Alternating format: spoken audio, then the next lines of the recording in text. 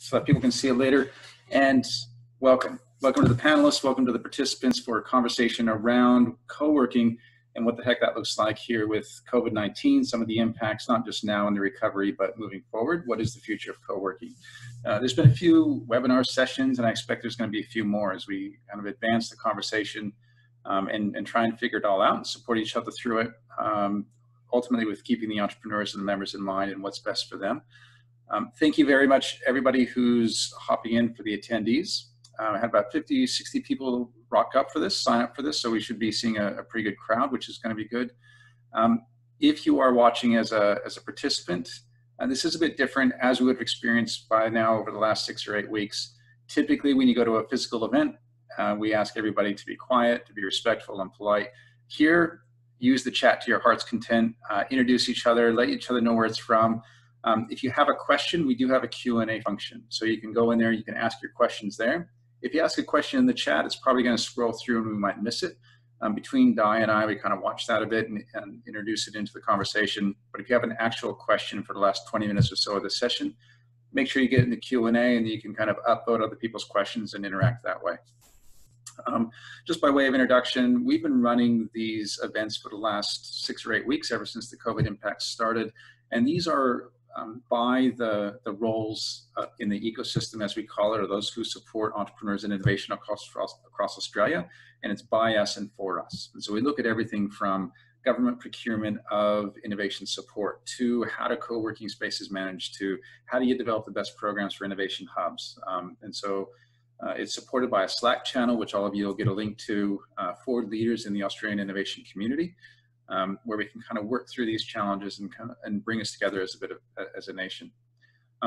And on this panel today, we do have some thought leaders around co-working spaces, innovation hubs, this emerging trend that's come through in Australia, particularly over the last 6 to 8 years. There's been a few that were before that, but we really saw an explosion. And just as that was transformational to a lot of regions, now we're being transformed again. And what does that look like? Just by way of introduction, my name is Chad Renando. I wear a few hats: CEO of Startup Status, as well as the Managing Director for the Global Entrepreneurship Network, where we're connecting Australia with over 170 countries and seeing how can we learn off each other and how do we bring Australia together under an approach to supporting this kind of work. And I'm joined by my co-host, Di, who has practical experience, definitely in-depth experience in regional Australia, overseas with some work in Israel, definitely focused in ag, as well as actually running a space yourself. And so you've got a particular interest in this one, yeah, Di?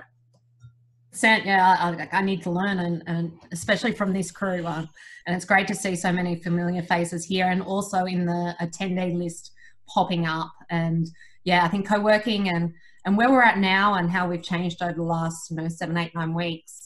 But also what potentially could this look like going forward, and definitely, strong to my heart is the regions. And I know, Jillian and Joy, you'll definitely speak a lot to this in the sense that the opportunity for regions coming out of this and the role of co-working in that. So looking forward to the discussion.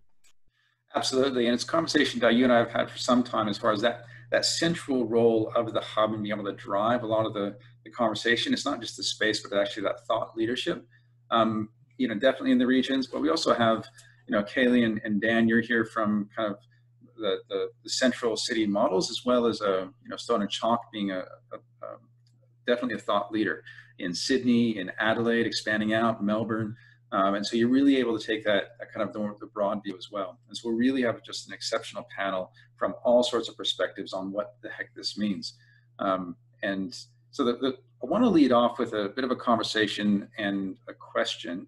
And when you maybe share a little bit about what you do as well, we'll just start really basic on what the heck just happened over the last 6 to 8 weeks. What have you seen as the impacts from COVID-19? Obviously, it's transformed our business models. Some of us were already doing some of the things already. Other ones have had to pivot quite a bit. What that experience has been like. Joy, you and I had a conversation about this that we did a video on even over the weekend, so you're kind of prepared for it. So I might just give you a first crack at it. Sure, thanks Chad, and thanks both Chad and Di for inviting me to be part of this conversation today. I'm always happy to let people know what we're doing, but obviously learn from everyone else as well, so it's a great opportunity. I guess one of the things that that we've seen over the last 6 weeks is a real emergence of people in our community who perhaps never utilised the co-working space as a physical place to work from, but interacted in different ways. Now they're really reaching out, looking for that connection and that way to engage in a working style environment because it's virtual. So we had never run virtual co-working before, ever. We hadn't seen a need for it, but we've actually learnt that within our community, so we're in Toowoomba, which is sort of we're sometimes called southwest Queensland, but geographically we're southeast Queensland. But we sit on the edge of an area called Darling Downs, Maranoa, and a lot of our members come from, more than an hour from our city, and they come for different, they're members for different reasons. But we've really learned that this opportunity to have virtual co-working is something that will probably stay with us now ongoing, because that's what they want. So yeah, it's been interesting. Yeah, and Joy, I've been both a participant in some of your catch-ups. So you actually ran, twice a day these virtual co-working sessions, as well as a mentor in some of your virtual accelerator programs you're running. Jillian, maybe just also from a regional perspective on the work that you're doing, and maybe a little bit more on what the heck we mean by virtual co-working. It kind of rolls off the tongue as if everybody knows what that means, but what do we mean by virtual co-working? Fantastic. I can jump in here, Chad. Thanks for that. So I'm based in Dubbo. I'm northwest New South Wales. We're a 5-hour drive from Sydney, and there was no co-working space or innovation hub before I came along. One of my immediate observations when COVID hit was that the small businesses that were affected in our space were the people who had children who were no longer able to go to school. And they were the first businesses that left co-working spaces for us. One of the second observation that I made was that our diversified income stream as a co-working space is one of the things that has put us in a position to move forward. So I can talk more to that later. The virtual co-working has been really interesting in that once we started to flip everything that was in the pipeline online, we had people enrolling in our education programs that were designed for the small country towns around Dubbo. We had people registering from the middle of Western Australia, we had someone up the top of Queensland, and we had someone from Bronte Beach. And that's the silver lining of what has been a very challenging 8 weeks in co-working. Yeah, that whole kind of massive shift, I'd be interested a little bit more. You said you're going to talk about it later, but I want to tease it out a bit now. Diversified funding, what do you mean by that? Because I'm conscious of, Glenn on the chat saying, look, their council funding has just been, impacted. And so they may be looking for other forms of funding. What are those different streams? That's right. Diversified income would be the best way to look at it. When we started, we had no funding, and we operated a co-working space in the Charles Sturt University Library. We had 3 free co-working spaces, and it was a good model to prove that if you build it, they will not come. There has to be community around the seats you provide. This is why regional libraries aren't co-working spaces. They exist. They've existed for years, but no one's running multiple businesses from them. Some of the diversified streams that I wrote down that we had at the time, we had an incubator, business incubator about to launch, which was federally funded. We had education programs, some that we'd launched internally, some that we drove revenue through ticket sales, and some that was through the New South Wales government. We had co-working, which evaporated. We had leasing, which evaporated, and we had events. And the events are about hiring a venue that is not a conference motel space. It's about hiring a really cool venue that corporates can use for entrepreneurship. So of those revenue streams, the ones that we could hold on to were the ones we could flip online, but we're watching a return, I wouldn't say to business as usual, but I thought it was really interesting how Joy said new people are coming into the space, and we've had that happen for us too, on a small scale. Yeah. And all those different revenue streams, the different income streams, one of the things that strikes me about that is this conversation between, we all talk co-working, and Taylor, you know this from a lot of the research you've done, it's not one size fits all. You do have places that are just spaces, but particularly in regional areas, you do have to kind of, you're supporting entrepreneurs and you're running the programs and you're doing the incubators. And Kaylee, I want to touch base on some of the stuff that you do, along with Stone and Chalk. Brian, I'll ask you as well. Like the additional programs that you're running, you know, how much does that then help sustain you as you're working through some of these things? When the space goes away, is the space then not as strong of a value proposition to all the other things that we're doing? Like, where does that value lie?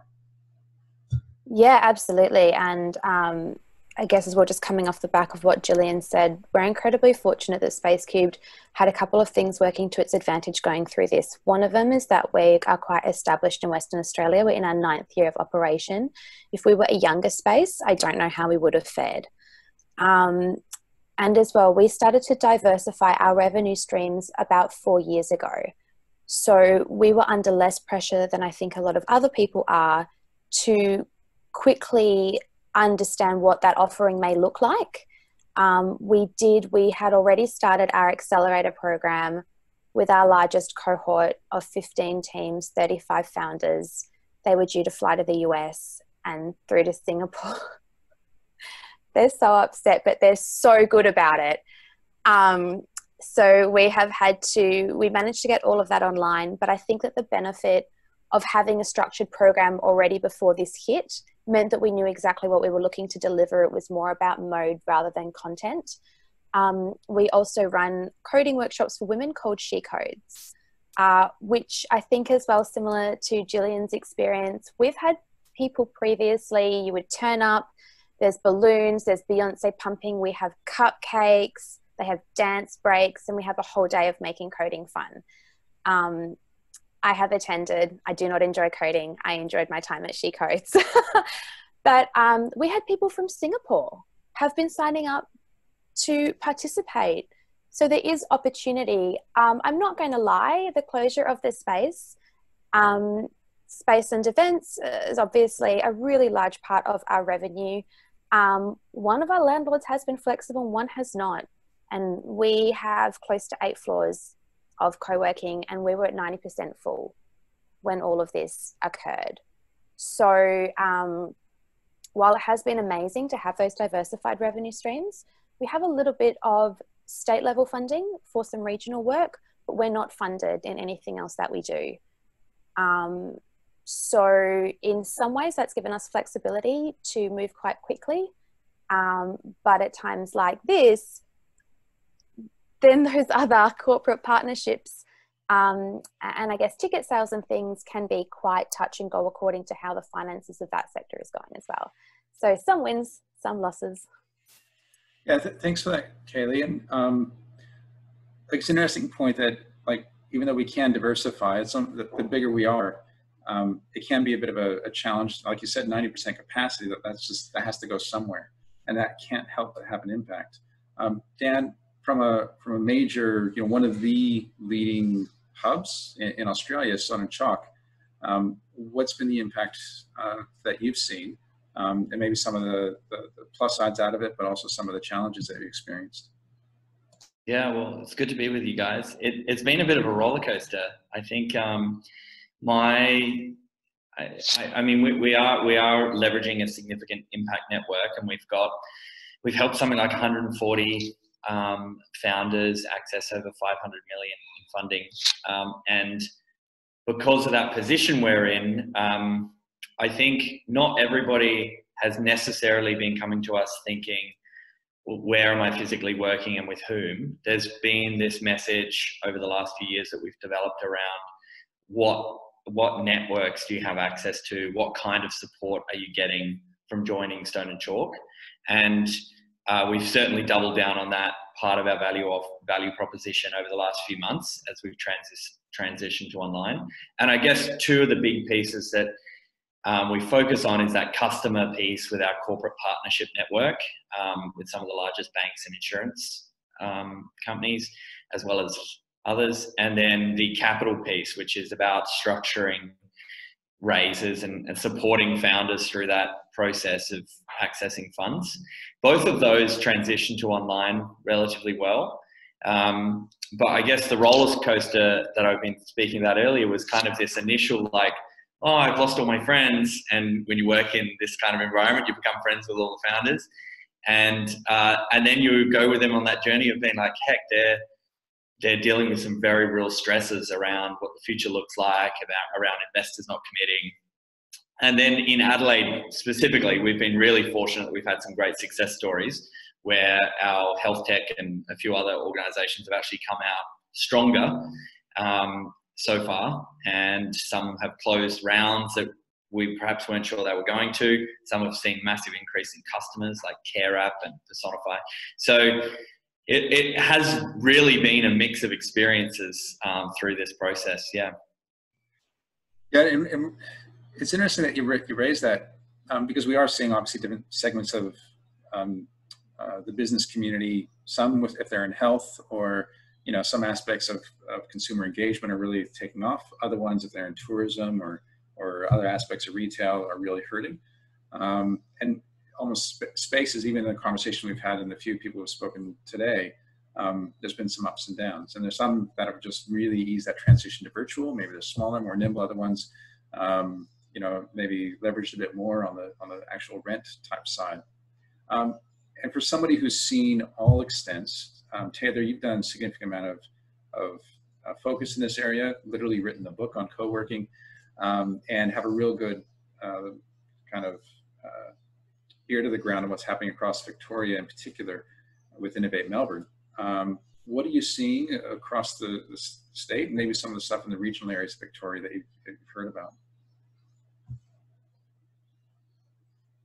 Still on mute, Taylor. Thanks, sorry. So a bit of context. I have been observing the industry for quite a while and been quite fascinated in the co-working industry, and so much so that that's been the last 3 to 4 years that I've recently gone into commercial real estate. So that's what I was doing recently, and helping co-working spaces, I guess in my case, actually helping them transition out of co-working, because as we have seen for a very long time, the model didn't work for everyone. And in Melbourne, we saw a significant growth of co-working spaces, large co-working spaces in the city. So that was growing rapidly. The suburban were suffering quite a bit. And, I was helping some of them to transition out, actually, and then doing traditional commercial real estate at the same time. Regionally, I guess we've got, people like Paul online and so forth. That's suffering as well. So, and that's been a long trend in any case. And we've seen news in the paper recently of certain spaces finally calling it quits. So some of the regional co-working spaces. I've been working with some of the larger spaces, and it's been interesting. The business model has always been questionable in terms of how you go about it, and obviously the WeWork is a classic example of that. And then there are some big spaces that are just continuously opening up in the city. But anyway, this kind of crash really is going to be interesting to watch as it sort of filters out what's going to happen. My direct experience in terms of this space is as a board director of Western Base, which is a $14 million innovation space. So that's kind of a partially government funded or kind of space. And obviously that's, there's no activity, physical activity happening there at the moment. So we're working on the strategy anyway in terms of what's going to be happening moving forward. And that's, there's been discussions of how that's going to go moving forward. Discussion of diversifying revenue streams has always been there. From a co-working industry perspective, most people know that it's the private offices that's what's funding the business model. Obviously, some of the original co-working spaces like Joy, for example, got a lot of background there, and there's a lot of extended programs that you run, and there are spaces like that which are doing well. As far as I know anyway, Workers Hut in Torquay, for example, is an example of that. And so some of the ones that have been around for quite a while have got a clear business model are working. So that's kind of been my observation. There's been this trend of rationalisation anyway. There's been some discussion around how this COVID thing is going to have a renewed push for the suburban co-working spaces. You know, I think it's early days. Having said that, I'm still doing commercial real estate, and there has been a lot of interest in the sort of mid-tier just suburbs for spaces. But again, it has to be executed right in terms of its presentation and then the pricing as well. So yeah, for small businesses, you know, there's that decision, you know, do we get our own office or do we get it with a co-working space? If a co-working space executes well, then yes, it would. But I think the sort of the traditional co-working spaces, I think that's been sort of rationalised as from what I can tell. So anyway, that's a kind of a broad answer. There's so many colours in this industry in terms of what we're talking about. I'm happy to get into one of them, depending on what you want to focus on. Yeah, that's great, Taylor. It really paints that big picture. Again, as you mentioned, you can have your straight co-working where it's all just about the space, maximizing the office space, you know, maybe 0.7 of an FTE to try and manage it all, focusing on the front office reception. And then you start moving to kind of the programs and the support and the, you know, like Joy's running things for female entrepreneurs, and Katie was talking about, you know, coding, and Jillian was mentioning some of the additional programs they have, and of course Dan's with the, you know, the significant capital investment in the funding side. So we really do have that spectrum. And also just to reinforce that we have seen that, what you call the rationalization. You know, we did see an explosion of spaces, and then some of them where the business models weren't quite refined. You know, even some of the multi-site locations just aren't around anymore. And so will COVID reinforce that? I might try to paint a big picture around that from what I've seen anyway, is that I think it did work for a while for the original co-working operators, like the small ones, say from 15, 16, 17, maybe. And then basically everyone got into it. Everyone got into it. So it made it harder for the people who started in, you know, 13, 14, 15. And then it's just sort of, that's a bit of a shakeout. It's like, do you still want to stay, or is your business model strong enough? And that's kind of been the last 2 years, because like everybody got into it. It's like, oh, I wouldn't mind having a go. And then it's like, well, let's see if you still want to stay. So that's the small to mid-size kind of picture.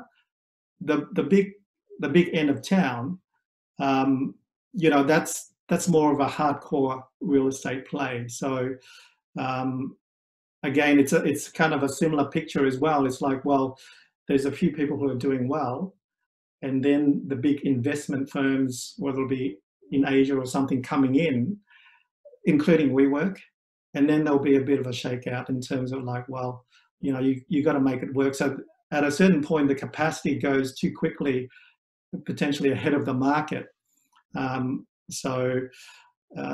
then there's all these, I guess, management agreement type that are supporting some of the new spaces.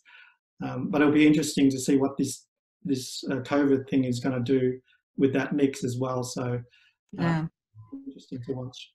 Yeah, that's exactly right, Taylor. And I think it's a nice segue into talking about, you know, what does the future look like? You know, we've seen that explosion, the retraction, the effects of COVID. You know, people have been talking about the different people that are now coming through the door and different things that are working, what's going to stick, what's not going to stick, and how are things going to look going forward. So for the next little bit, we're just going to ask some questions. So if you're in our attendees there, make sure you pop your questions in the Q&A. And getting into that future question, I'll just call on David's question here, which he asks, where do you see the opportunity in 12 months? Is it the professional high-end spaces like Hub Australia, Spacecubed, or is it at the casual startup alternative space? So I might just throw to you first, Carly, for your take on that. Thanks, Diana. I think that I guess we're in a unique position in Spacecubed in that we operate a few sites. We've set up sites under a management model as well, like Taylor mentioned. And when we talk about the high end of town, versus maybe that more casual approach. I have to say, if you're looking to build a sustainable business model, there's a lot of cost factors that come into that as well. You have to build for the area that you're in, and you have to build for the community that you're looking to service.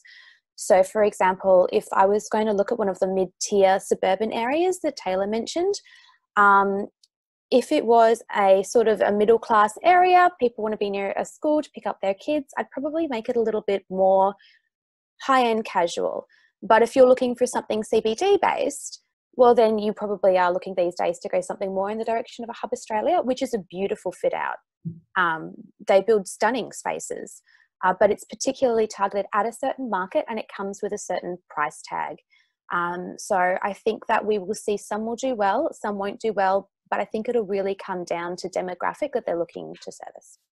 Yeah, and I mean, that's a really good point, and that's looking at it really from that space perspective, but also to that point about the community that you build around the space and the importance of community. And I just see there Paul's popped up his take on the role of co-working in the regions, which kind of crosses over more into an advocacy role, and whether that's going to be more important into the future as we, you know, drive innovation where it may not have existed, where these, you know, co-working spaces as a physical space become much more. Jillian, you've seen this, and you do a lot of that championing within the regions. What's your take on the role of co-working going forward? It's exactly that, Di. It's less a conversation about real estate in the regions and more a conversation about the community.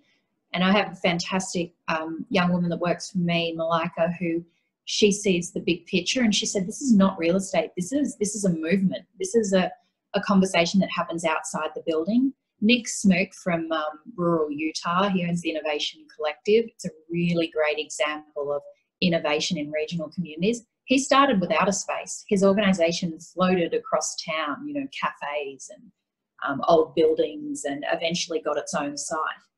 Walking into a co-working space and having a conversation in a kitchen in a country town is like stalking LinkedIn, right? Everything's there at the kitchen bench, and someone will know someone who knows someone. And the editor of The Australian summed it up really nicely to me when he said, the co-working spaces of the bush are creating a city environment in a country town, and that's why we come together. So, you know, there were so many people doing business in our space yesterday. One user is helping another user with a project, and someone else there is modelling in the background. This is such a good exchange of services. It raised a really interesting point. Like, what's the core of what we, you know, the collective, as far as spaces and hubs, really getting back to the core of what we offer. And when we used to do research into what people value about spaces, the actual physical assets was always the lowest on the list. It's the mentors and the networks and the connections. As we look forward for the next 12 months, you know, what will be transformed in how we offer services? If, you know, definitely, you know, maybe our real estate play won't be able to get as much revenue, but particularly in some of the big city center areas, like, what plans are we putting in place? And also for the 42 people that are listening, like maybe they have spaces they're sitting there struggling through. Practically, what needs to change moving forward? Dan, as far as throwing a chalk across the portfolio, what are you guys doing that's going to be different? So we were planning to develop an online kind of virtual product from a few months ago anyway. So we'd made some hires around that, and we kind of had to fast track that when COVID kicked in. I think that one of the roles that we've been able to play is representing frontier industries, emerging tech, being kind of a meeting point for government to connect with us and then get a health check or a sense check on a whole range of industries. So, and founders and startups. So like pretty soon after COVID hit, I got on the phone and spoke to like 40 founders. And I was able to then develop, with Chris, I was able to develop, okay, these are kind of where people are at, and these should be the priorities in terms of federal and state support, and advocate on behalf of them. And so I think there is really interesting responsibilities that come from representing the collective needs of founders, and being that point of call where a, you know, state or federal government can come to you and say, where are people at? What kind of support is needed? That's been an interesting part of it as well. Yeah, and I guess something that Di and I talk about a lot is how we, like obviously if we can have the different revenue streams, expand on that, it's good. But we're seeing some other questions come through, particularly for the smaller areas, then on how we make this sustainable. Because the co-working model, you know, I used to run an innovation hub that was government funded, 100% in and out. And I remember, Joy, you and I looking across the table at some of those meetings that the state would bring us together, and I always felt that awkwardness because like I'm on salary, like I'm a government employee sitting here doing the same job, not as well as you, because you guys do some awesome work out there. So what does this look like for hubs and spaces that maybe don't have support from you know, some government or university type funders? Sure. So I think it's always an interesting question, and a lot of people don't necessarily realise how some spaces actually operate financially as businesses. And for campus co-working, and I'll just probably go back a little step, we spent about 12 months before we opened building community. So we did that first. We followed the Bible of co-working, and this is what you do. So that's what we did. And, you know, we ran things in cafes, and then we went, you know, TAFE gave us some space to trial a pilot, and we ran that and said, you know, will people show up? Will they pay money to work sitting beside someone else in a strange place? And yes, they did. But what else did they want? They wanted programs and things like that. Well, how can we fund that? And you know, we obviously work with state government a lot. We talk to the federal government a lot, and we look for opportunities basically to tender for work to run programs for our community so that we can remain viable. So, you know, we're probably different to a lot of other spaces in the fact that we wanted there to be an entrepreneurial ecosystem here in our city. So we wanted to create that, and we didn't want to do it for the money. It was never about real estate, ever about real estate for us. It was always about the people. It was always about community. It was always about helping, you know, those who wanted to learn something have the opportunity to do that. And I didn't care whether it was, I want to learn how to set up a Facebook account, or I want to learn how to code, you know, this piece of software that I need to make it do something it doesn't already do, or I want to, you know, start this startup that's going to take over the world and raise millions of dollars. Like, it didn't matter. It was helping someone fulfill what they wanted to fulfill, and curating that by bringing the community together to be able to match this person and that person so it could happen. And that's what we focused on, and that's what we did. Now, I was in the fortunate position where, you know, for the first 3 years of running this space, I didn't have to draw a wage. So, you know, that allowed us to do what we were doing without having money. And there was nobody to hire. Like, there was no money to hire anyone. And I'm sitting at the front desk because there's no money to hire anybody. So, you know, that's what we do. So all of our programs, all of our events, all of our activities, you know, all of our space, everything we do, because we want it to be here, but so does our community. So where I can't do something because, like, there are only so many hours in a day and my skill set only goes so far, you know, there's someone else in our community who can do it. And if we ask them, they'll do it. And sometimes we don't have to ask them. Sometimes they just know and they come and offer it. So that's how we've been able to grow and sustain what we do. But we still tender for work. Like, you know, we're in the middle of a mining accelerator that we're running at the moment, and that's all been run online.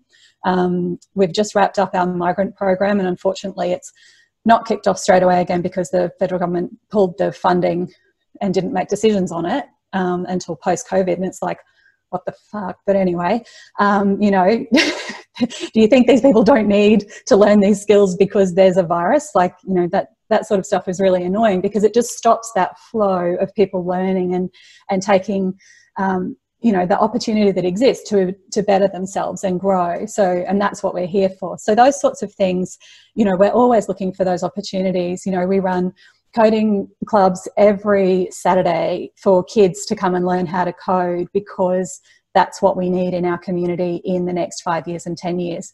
So, you know, those sorts of things are all, you know, they're all happening because they need to happen. And if I was just, like, my background is finance, like 22 years lending millions of dollars to people to grow their businesses. Like, that's what I used to do. I did a cash flow projection for our co-working space before we opened. And then I went and hid it in a drawer because it didn't work, but we wanted to do it anyway. So that's why we're here. And, you know, we're viable. We run, you know, we manage to pay all our bills on time and, you know, do the things that we have to do. But we don't have, you know, 5 staff. We don't have shifts. We don't have, you know, the things that a lot of other spaces have. But we have a fucking awesome community that step up and do anything that we ask them to do because they want us to be here. So that's why we are.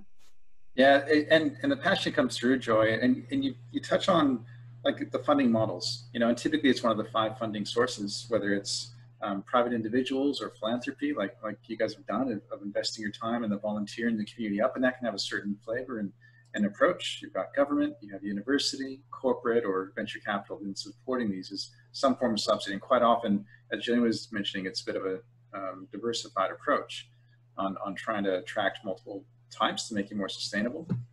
I want to do a quick round though, with Paul's question coming up next, because we're sitting here looking at 1, 2, 3, 4, 5, 6 experts that are across Australia that have depth of experience and innovation. Paul's asking, do regional panelists anticipate there will be twice as many co-working spaces in 12 months or half as many?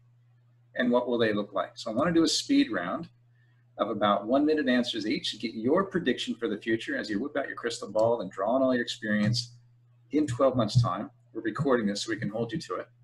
Mm-hmm. Is it going to be, especially, you know, particularly with focus on regional, is it going to be half as many? Is it going to be the same? Is it going to be twice as many? What will it look like and why?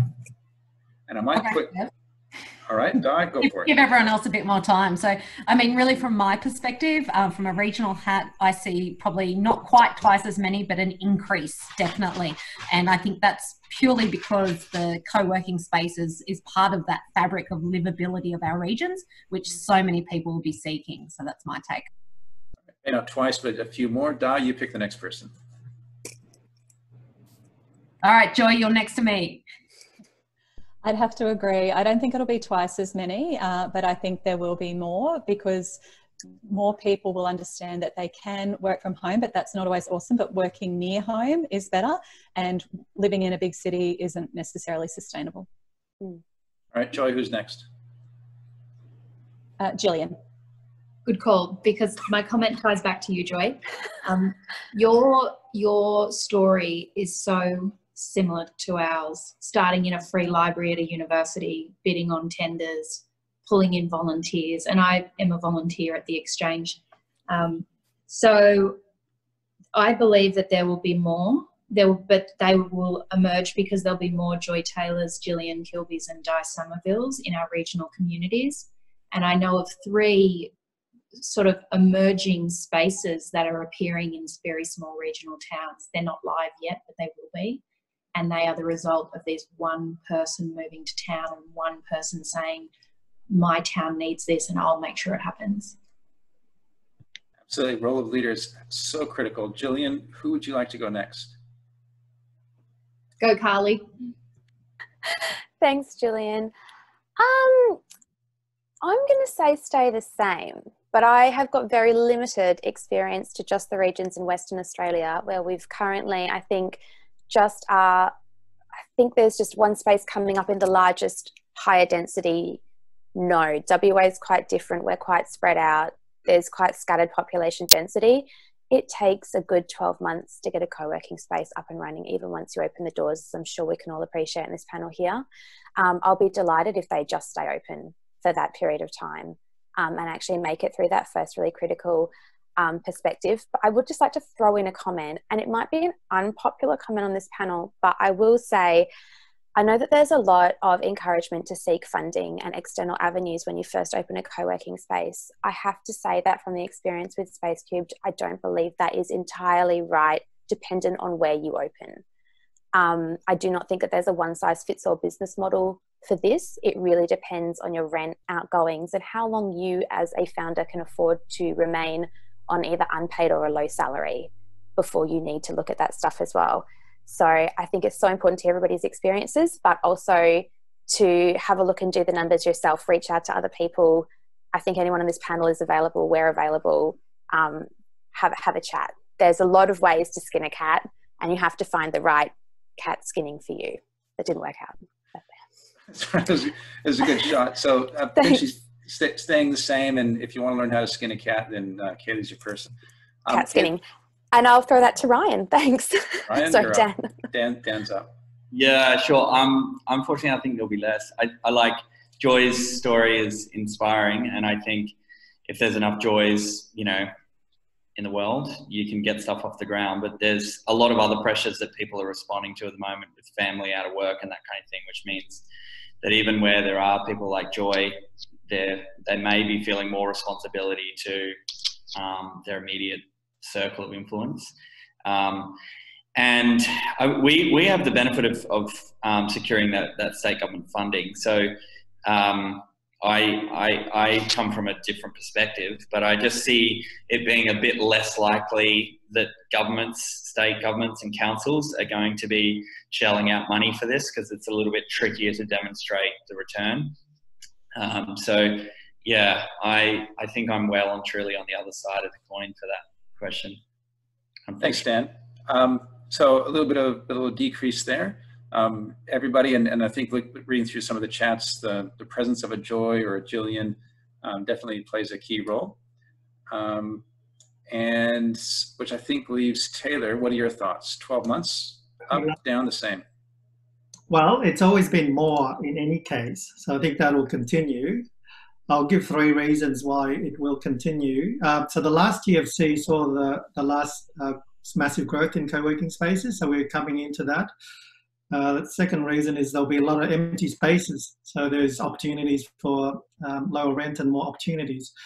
I suspect there'll be more government initiatives that will, I guess, work in partnership with co-working spaces, as well as the corporate mindset shifting and being more comfortable with flexible workspaces as well.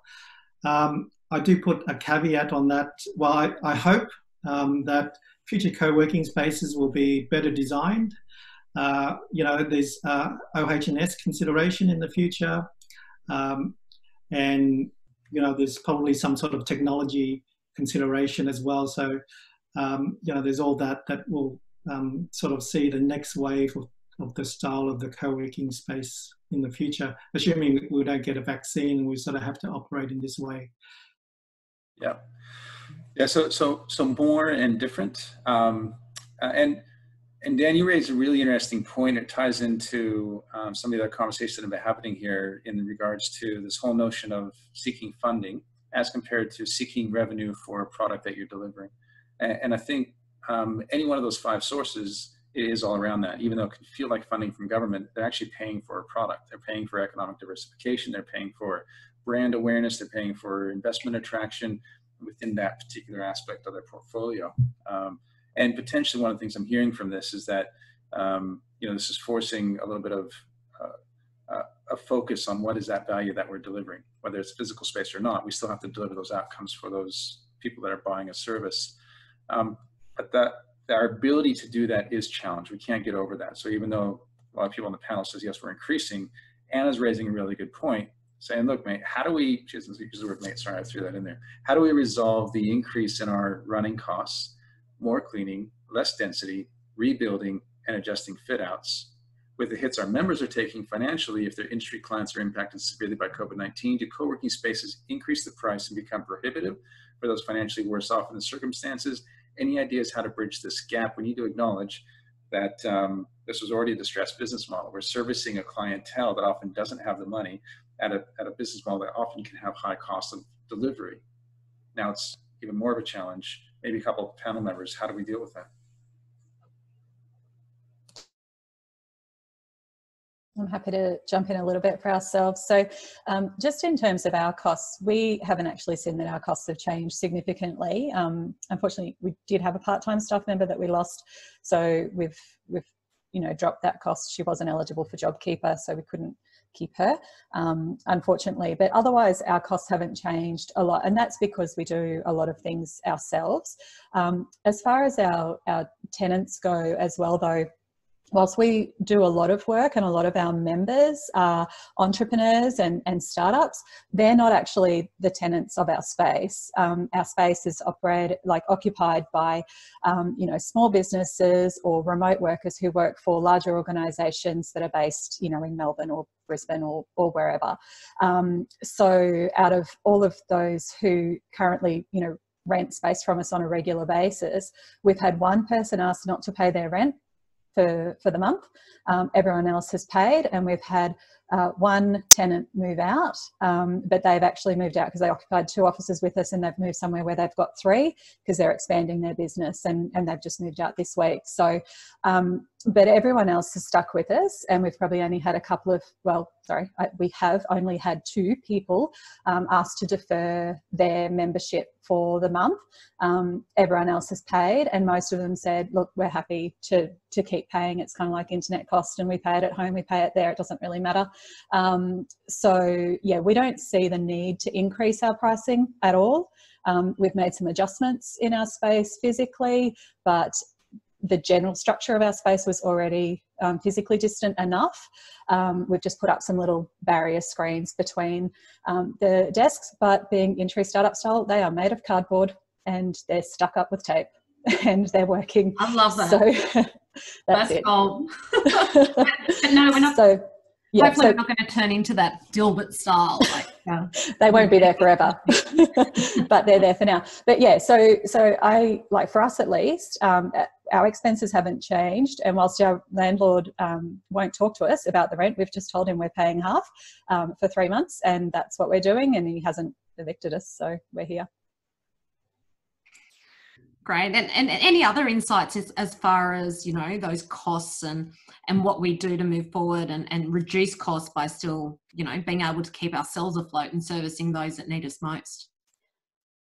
Yeah, I'm happy to jump in on this one quickly. Absolutely agree. If your space closes, it's a loss to the community at large. So I would first of all encourage people to don't be honest about the fact that we have to cover costs in this industry. If we go down, a whole ton of people lose a number of benefits and support and access to services as well. So it is important that our businesses survive this as well. One of the things I know that we have done in the past is actually built, instead of raising necessarily the prices of an existing product, if we have built an additional product at a higher tier. Now, what you're able to offer with that will vary space to space, depending on what you offer, what you've got access to and things like that. I know that historically we've done things that just have stuff like additional meeting room hours, maybe a car bay if one's available, something like that as well. So instead of changing something that your community knows costs X, you can put an extra layer on top that costs Y, that maybe you felt wasn't viable before, but you don't know at the moment. I think we're going to see a really interesting shift of corporates as well, letting people increasingly work from home. And I think, like Joy pointed out, we similarly make a lot of money from mid-tier and larger businesses as well, taking space for remote teams and remote staff. I think I read in the paper last week that Westpac's actually just considering dissolving the majority of their offices and giving people an option. And I think that with companies like that happy to pay on behalf of their staff, there will be more money for convenience than necessarily when you are looking to sort of make those cheaper options to support people who are starting their entrepreneurial journey or are self-employed, because you're kind of meeting them halfway on what they need to make their income viable as well. So it's a different end of the market, but I think that we might see some more opportunity there for higher priced offerings. Thanks, Katie. And that addresses one of Kate's questions as well, is how's everyone gearing up to access new customer groups that might come from big corporates or public sector off the back of COVID? At our space, we have a lot of these inquiries over the years, but low conversions. Do you think it'll shift? Will it be user paid or employer subsidized? Because you mentioned if they say you can work wherever you want, if the person chooses to work at a co-working space, then are they choosing to pay? I'll say for us, they're employer pays, but we have had to meet OH&S specifications for a range of different businesses. So I would say if you are looking to go down that path, chairs are a surprisingly big deal and surprisingly expensive for OH&S cleared, ergonomically viable. There's none of your cute dining room table stuff cutting it for that market. So I would just say be aware that you may have to make some upgrades. Some will insist on sit-stand desks and things like that. So you have to be happy sometimes to make a few adjustments, but we've found them to be quite flexible. People will bring their own sit-stand attachments. Maybe we've had to change out more chairs than I can count, but every time without fail, the employer has picked up the tab. Yeah, and I think that that shift to remote work is going to be a really interesting one, and particularly for the regions. Like, Jillian, do you see that as something that's going to be an opportunity? And are we going to move more to I think it was Taylor that was saying there's more community, suburban-based, closer to home work environments in the city? I hope so. One of the question that was asked was, how are we looking at getting new customers post-COVID? And the question before that was, how do we support people who are in some form of financial trouble or need support most right now? What's the difference? This is a question for you. What's the difference between supporting people post-COVID versus supporting people post 2 years of prolonged drought or bushfires or unemployment or mental illness? The Bush Summit that was held last year in Dubbo was all about how do we create change around the drought? And now we have a new crisis. Just change the word. COVID, fire, drought, unemployment, mental health. Doesn't matter. In our regional communities, we're all so affected by it. So last year, in response to the drought, we had a program called Seats for the Brave. And it's free seats for people who are seeking off-farm income, new revenue streams, mostly taken up by women. And Australia Post came on the journey with us. Now, local businesses joined the journey to provide free services to our recipients of the Seats for the Brave program. The Seats for the Brave program continues. It's just not a drought desk. It's a post-COVID desk. It's a recovery desk. And the same is true for any space. We're already sort of providing that support. Yeah, Jillian, it's such an important point as the role of these hubs and spaces, and ultimately the leaders, like these cultural leaders, the community. It's empty. There's a reason why 4 walls and a Wi-Fi aren't producing entrepreneurs, like you said about the libraries. And there's a question that Chris put in here: governments may fund programs, don't think they'll fund spaces, but taking your point on board, they're actually funding outcomes. They're funding aspects of the community that may not. That need support and need assistance, and you're positioning yourself for that program. I love the way you put it there, to be able to support those that can make that transition better. Well, full credit, it's the team that made all that happen. It's definitely not one person in Dubbo. Yeah, and I think a lot of people, from Dan with Stone and Chalk, with the team behind there, to Kaylee, Joy, like the people that you have working with you, it's definitely kind of the leader and the people you have with you. I want to, there's another one in here. I think it just went away because maybe we answered as far as how we go virtual as well. I think somebody bumped that off. Oh, there it is. Yeah, so explaining virtual co-working and how your spaces facilitate this concept. I know we touched on it briefly, but just maybe in a word or two how you're making that transition, like practically for somebody looking that's maybe relying a bit more on physical space. Dan, go for it. Yeah, sure. So it's a range of programs that involve roundtables, so bringing together small groups of people that have shared interest in particular topics, masterclass style. Expert resources, so providing an expert on office hours or equivalent to provide like plug-in expertise on specific areas that they can apply for. We have Founders Circle, which brings together founders to share from everything from mental health to confidentially talk through challenges they're going through according to a certain protocol that's hosted in a group. We have webinar programs, so every few days there's webinars on different areas of expertise that they're looking for support on. We have like our community rituals, so we have our town hall that happens every Wednesday that I run. It's called Sweet Spot, and we bring everyone together and we ring a bell for the wins. We have Stone and Chalk Live, so we've had like a talk show style event where people bring a wine and talk through challenges, and then we have our online communities as well. So email communication that goes out with a various range of support, what's happening in the ecosystem, Slack channels around different topics where people are contributing and supporting each other, and then the thing I probably get most of a buzz out is that paying it forward model. So you might support one founder through a particular journey, getting particular kind of grant funding or overcoming some hurdles in expansion. And they go, right, I've kind of got my head around this. I'm available if someone wants an hour, I can run through what we did.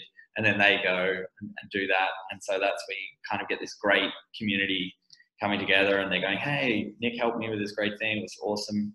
And that's where, you know, me and my team are not actually having to do the work and provide a service, but we're just kind of creating an environment where that happens. Yeah, it's excellent. And that it touches on what Sam Draper was commenting on. How are we going to communicate with our community while working from home, and how do you keep them engaged and excited in all those programs you mentioned? Joel, you had something to add? Yeah, I just wanted to throw in a little bit. So I guess similar to Dan with a lot of the, you know, the structured stuff, we're doing that virtually as well. But our virtual co-working is literally just co-working with someone else there. So twice a day for an hour, you just log on and you might say hi, and then you might say, oh, this is what I'm working on. And then you put yourself on mute or not, and just sit there and work like you would if you were in the space and work. And you don't have to talk. If you want to, you can. If you've got a question, you can. Sometimes people just turn up because they need a hand with something or whatever. Like if they were in the co-working space and they got stuck on something, they'd turn around and ask somebody, how do I do this? Well, it's the same sort of thing. It's just an hour in the morning, an hour in the afternoon. So there's no structure to it. It's literally just turn up and sit down and do your work. So that's what ours is. Yeah, excellent. And it is kind of different programs, but also meeting the community where it needs, which is something that you guys have been good at. We are going to wrap it up because it's about 2 minutes to the top of the hour. I do want to maybe just pass over to Di to maybe just reflect on what we just heard, and maybe some top line messages that you think came out of all that. Yeah, thanks, Chad. First of all, thanks to our panel. Fantastic to have you all here. You're all champions, as are everyone on our participants list as well. It's a hard job that we do running these things, be it in the bush or in the cities. So thank you so much for your time. I think that the key takeaways for me, and it's really interesting to see such diversification in our views of what co-working means, what it looks like in the future. And I think that resembles that every area needs different things and every community needs different things. So, you know, the individuality of everything that we do is really important in delivering value to our customers, whoever they may be, and who those future customers may be going forward. But, you know, I love, Joy was talking about, you know, using the Bible of co-working to start. And I guess more of a question back to everyone to think about and ponder on. And Taylor, I'm not sure if this will lead to a new book for you, but what is the new Bible of co-working through adversity? Like, to Jillian's point, it's not just COVID, it's not just drought. You know, there are so many things. You know, how do we do co-working in a way that is flexible and sustainable, no matter what's thrown up against us, you know, such as COVID, such as drought. So, you know, I think huge opportunities ahead, but a lot of uncertainty, and I sense it, and I'm sure everyone around the table senses that there's this uncertainty for us in our own particular business models, but also for everyone in our communities around us. So thank you. Thanks, Di. And I'll just echo Di's thanks to the panel. And that's such a great way to wrap up, to the point where, you know, what is the next, the Bible of co-working? But the exciting thing is us, as well as the 40 some odd attendees that are there, and everybody else across Australia and the world that's running these places. We're writing it. We're writing it as we speak right now, and that's the exciting part. So we're going to keep running these sessions mostly every week.